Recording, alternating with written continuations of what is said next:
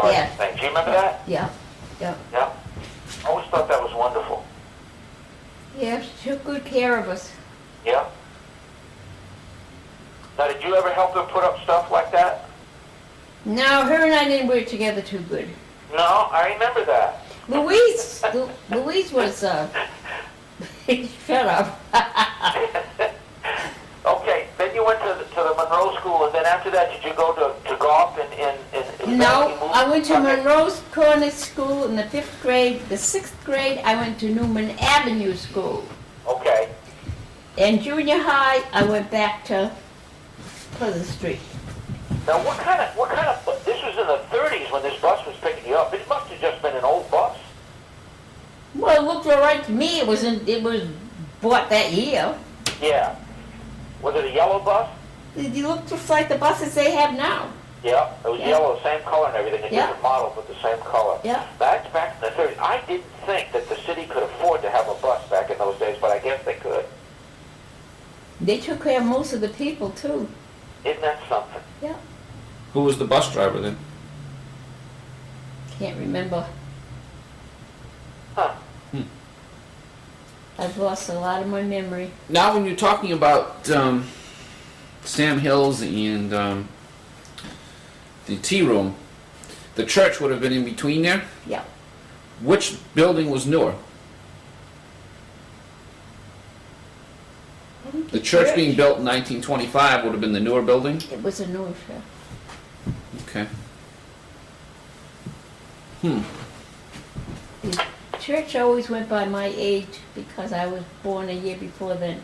When did the Propertier house go up? Where's Propertier? Well, Joe Propertier lived in, right in between.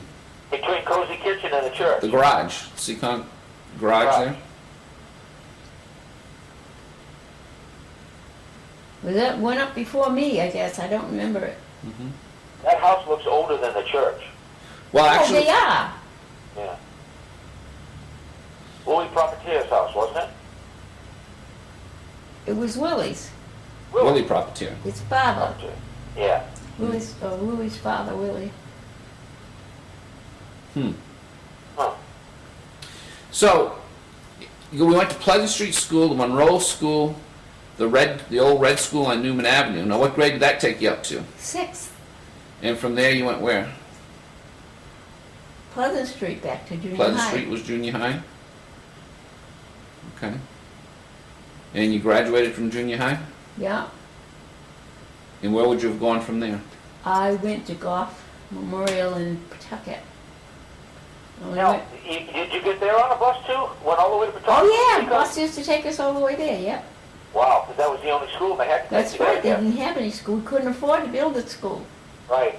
Now, at that time, in your early days, were you on 68 Chestnut Street, or were you in next to? Always lived on 68 Chestnut Street since I was 5 years old. Before then, I Before lived, then, where were you? Across the street? no, in Dual's house. You know the one next to Mary Kamara, Yeah. that old house? I was Yeah. born That's the one there. that's the first house that grandfather built. Yeah, I was born there. Born there, and 5 years later, he built a house on 68 Chestnut Street, Right, and that's where you spent the rest of your childhood and early Yeah. adult life. yep. Can you describe that house on 68 Chestnut Street? What did it look like? What color was it? It was brown. It was nicely built on the outside, but the inside wasn't. It was all right, but it was. You could tell it was a poor person's house. We didn't have electricity. We got water later on. The town brought water down through the street, and that's how we got the water. And I remember that in the kitchen, it was still a pump, and there was no hot water. If you wanted hot water, you had to heat it up. Yeah, yeah. Yeah. Because Now, we when I didn't came have a along- furnace. I think there was electricity by the time I came along, wasn't there? Yeah, it had to be, because there was a small TV in there. No, that was a battery TV.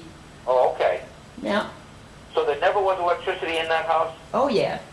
There was? Yeah. Eventually? Eventually. Okay. Now, correct my memory if I'm wrong.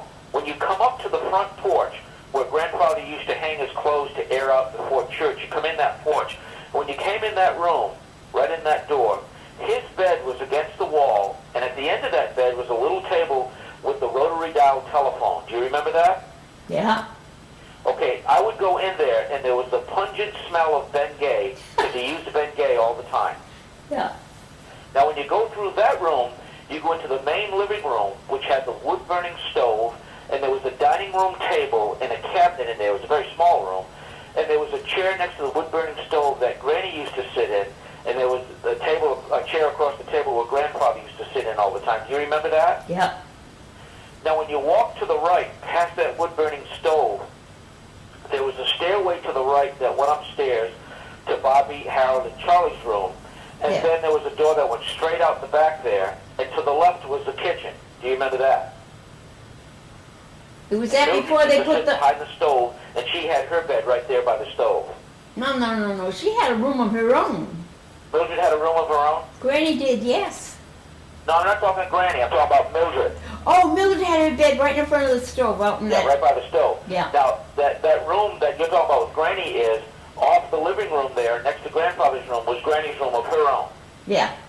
And she had a bureau over there where she kept her basin with her pitcher, where she would wash in the morning and put her corset on.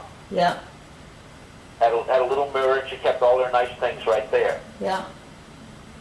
And when you come out of that room and you walk towards the wood-burning stove, take the right, is the stairs that went upstairs, and underneath of there was a little closet where they kept things in underneath of the stairwell. You remember that? Yes. Okay. And then out to the kitchen where Mildred had her bed right by that stove, and the sink was over in the right-hand corner. And between the sink and the kitchen, the breakfast table right in there, Charlie used to always sit down the end by the wall. Yeah. Harold would sit next to him. And in a bread tin, Granny used to keep the silverware. And Charlie always had to get his own fork. And if Harold or Bobby took it, he would get upset. Do you remember that? Yes. Yeah. And between that table and the sink counter was up high, so that the kids couldn't reach it, was a container that would hold the wooden stick matches. Do you remember that? Yeah. And that's where I stole the matches to lit the field on fire. Remember when I got the beating for that? Grandfather told him, he said, "I think that boy, you better talk to that boy, because I think he lit that fire." You remember that? Yeah. Yeah, I remember that. Now, behind that kitchen room was a room where I kept a lot of the spare clothes and spare things that they had. And Granny used to do the laundry out there. Yep. And she would let me stand up on a soapbox because the laundry, she finally had one that had a rotary inside, but you still had to run it through the wringer by hand. You remember that? Yep. Yep. And I'd take those clothes, and right out that corner, there was a door, and she used to run the rope to the grapevine, or beyond the grapevine, where she could hang the clothes up with the clothespins. Yep. And I used to sit on, my earliest memory of that house is sitting out there, and this guy is still on the radio. I can remember listening to her, watching her listen to Paul Harvey on the radio. He came When on he at would come on, noontime. She said, "What a beautiful man! What a beautiful man!" Beautiful. And he is still, after 50 years, he is still on the radio today. Is he really? Yes, Yes, he I is. still remember that from the early 50s. He started in 1950, and he's been on the radio 58 years this year. Wow. And I was very young. This is my earliest memories. I can remember being out there as young as I can remember listening to Paul Harvey with Granny, because she really liked to listen to him on that radio. Yep. Yeah. Now, if you went up the stairs, there was two rooms. The room to the right was Harold and Charlie's Yep. with two beds, and the room on the left was Bobby's, and there was an empty bed that Anthony or David or the other kids would stay in. On Charlie's side, they used to have to lock the gate, or Charlie would get out. You remember that? Yeah. Yeah. And Well- that's all I remember about that house. A very small house, like you say. It had 4 small bedrooms, a small living area, and a kitchen. That was it. Why were they concerned about Charlie getting out? Because Charlie couldn't walk that well, and they were afraid he'd fall down the stairs. I see. Wow. Do you remember when Papa fell down the stairs with him? Yes, I do remember And he that. wouldn't let Papa That was- take him that was anymore. right.